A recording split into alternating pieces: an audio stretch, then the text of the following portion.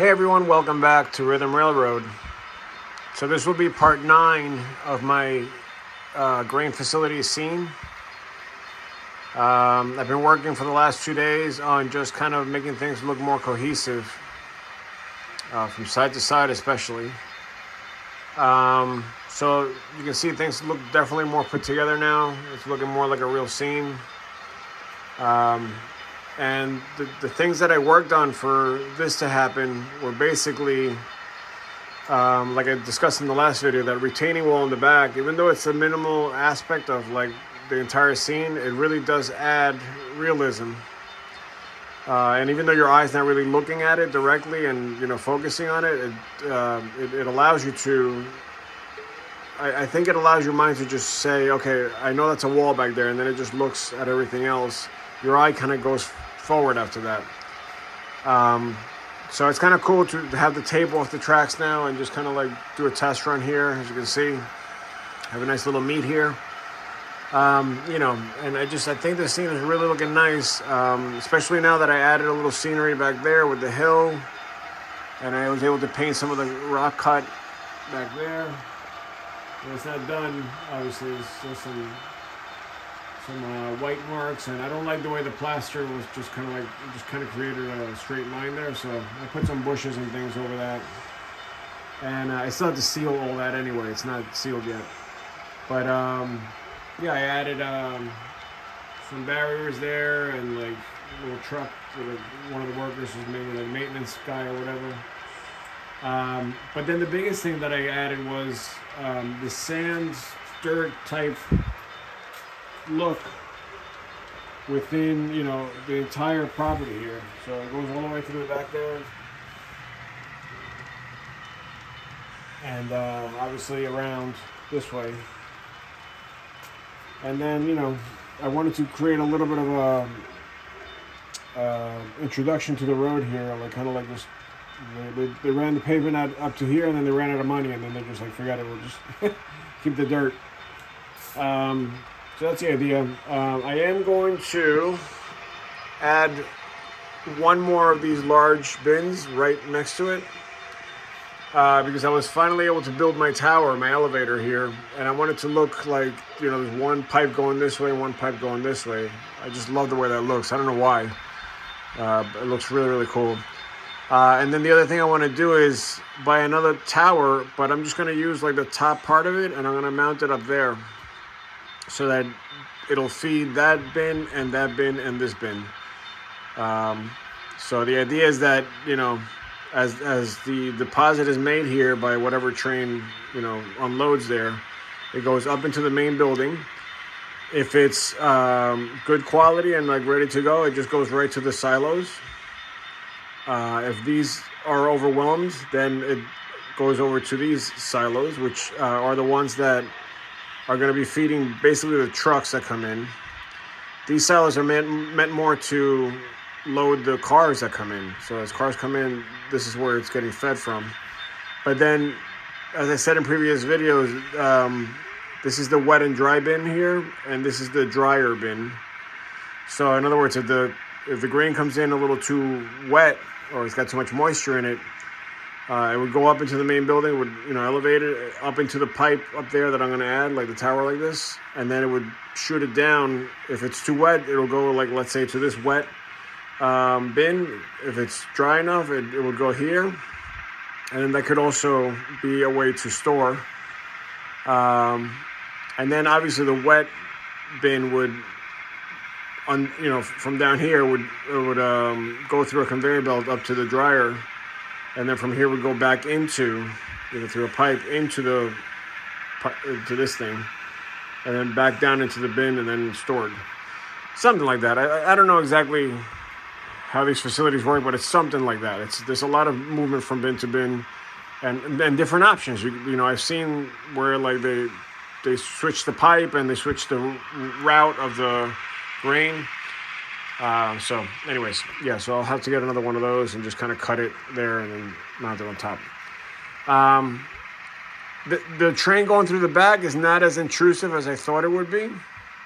I thought it was going to look a little ridiculous, but I actually like it now, especially because I think what's fixing it is that this hill looks natural, so it looks like the territory kind of just flows into the flat part a lot better, and the trees here kind of create a seam break along with the with the silos here, or with the bins.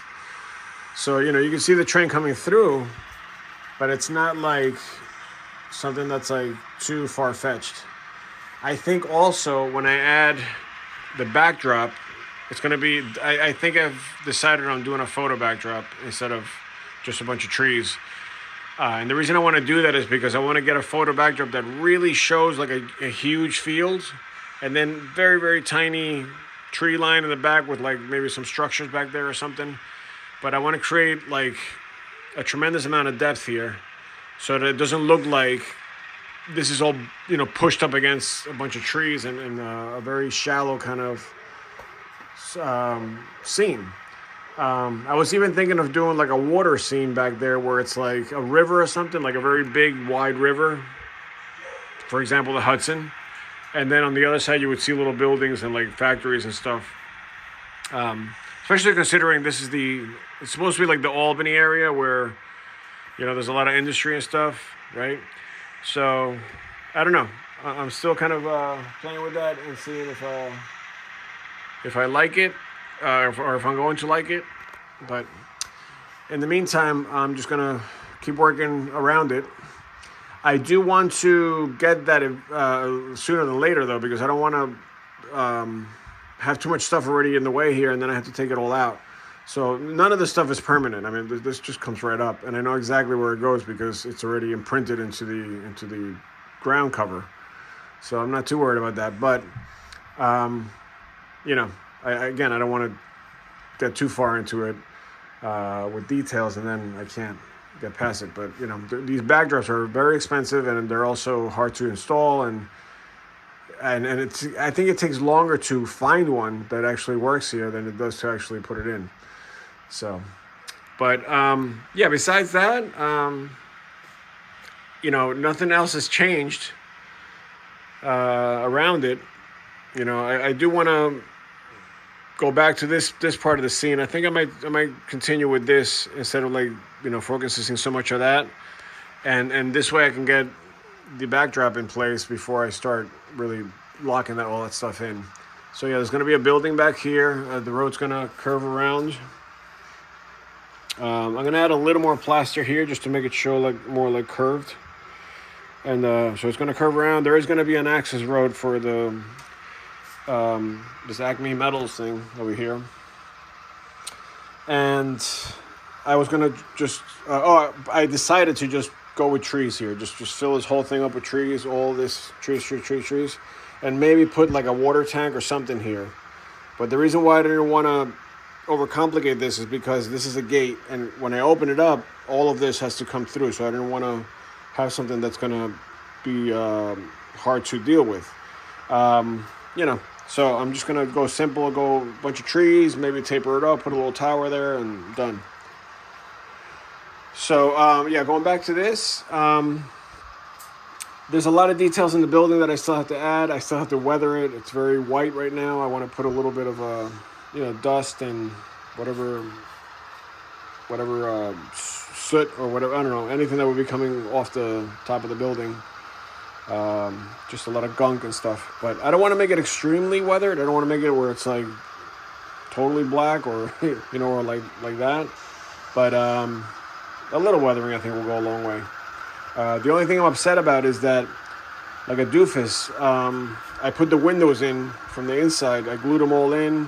It looks perfect. I used canopy glue so it wouldn't show any weird hazing or anything like that.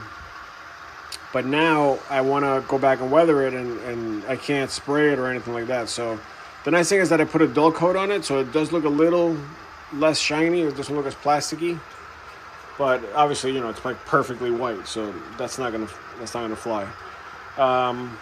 So I'm gonna add a little more weathering and stuff like that. I do want to figure something out. I know these buildings sometimes have a door to nowhere, kind of like that. But I want to add maybe a little platform there, and maybe a ladder that kind of goes down the back there. And this way people have access to that. I don't even know what that door is supposed to do or what it's for, but you know, it's part of the kit, so I put it in. But yes, and I also have the pipe that's going to go from, like the main loading pipe that's going to go from up here, this little hole here, down to there. I just haven't installed it yet. I'll make that look kind of, you know, dirty and stuff, and that's it. So one thing I'm still debating is what kind of crossing I want to put here, because I'm starting to get a little. I don't want all the crossings on the layout to look the same, and I already have two that look kind of like this, right, with the blacktop asphalt kind of thing on top of the little hump that goes over the tracks, and this one on the other side looks the same, and then you know I'm probably gonna have to make this sort of like that also. That is just plaster, and then I cut the gaps out. But I want to change it up a little bit over here, so I might do like the rubber mat look, or like those concrete block type things that you see in some roads. I think those are meant more for like high traffic roads, where you know those concrete blocks with like the holes, the ones that are kind of like bolted down. So I don't know. And then obviously this one is less.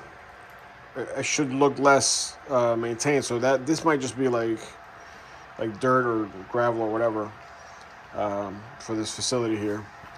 But I don't know. I'm still kind of playing with that. The good thing is that I was able to get all the ballast out of there, so now I can do whatever I need there with that.